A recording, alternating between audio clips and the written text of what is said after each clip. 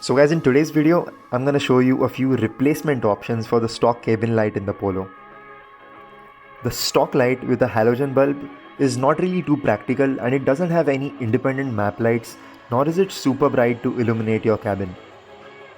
So in today's video, I have two options to show you which I've personally tried and tested on my car. The first one is a fully plug-and-play 3-button lamp with two independent W5W map lights and a festoon central dome light, while the second one is a proper retrofit and it houses 4 W5W lamps and it has a really cool party trick up its sleeve which we'll see in a while.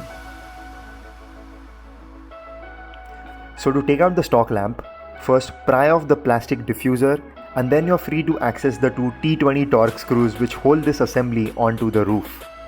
Once these screws are out of the way, you can release the two tabs on either side of the light assembly to free this light from the roof liner.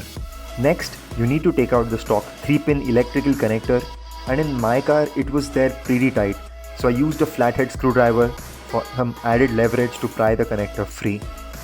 Now if you want to replace to this 3-button lamp, then it's a 100% plug-and-play upgrade on this car. This new lamp assembly supports two map lights of the W5W spec and a festoon bulb in the center. You can also consider LED bulbs for an even brighter cabin, but quite a few bulbs leave an afterglow when the door switch is on the door open mode. I must also mention that LEDs do not exhibit the same elegant theater dimming that we associate with halogen bulbs. But if you're okay with that, then it's personally a really good light for the price. So I highly recommend this light since it allows me to quickly find something in the dark by pressing the spring-loaded button. It's way more convenient than sliding the main switch across. And it's really nice that the passenger also gets an independent map light which is more focused on his area. The map lights are way more convenient to use than sliding the main switch across, which you can always do if you need more light. Now if you want to go one step ahead, then you can think of upgrading to the Passat W8 style cabin light, which has illuminated keys and a gorgeous backlight which shines down on your gear lever. So this lamp is not a 100% stock replacement, but it can be made nearly plug and play by using a series of connectors. I leave links to the wiring and few more references about this lamp in the description box below.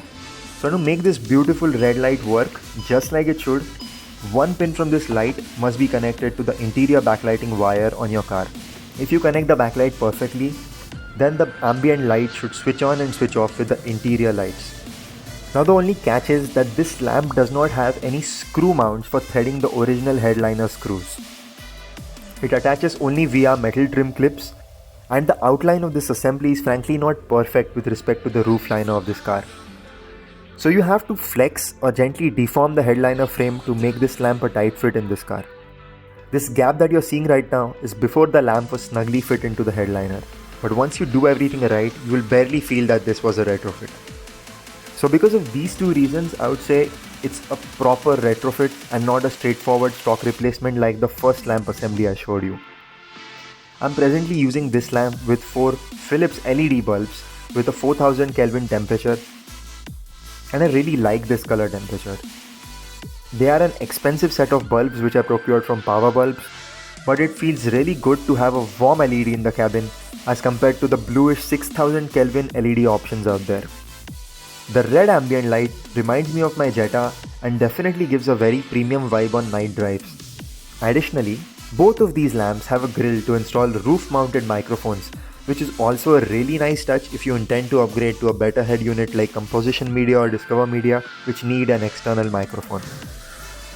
So I'll leave links to a few sellers in the links below, and if you want to read more about retrofits on the Polo platform, then do consider reading my TBHP thread.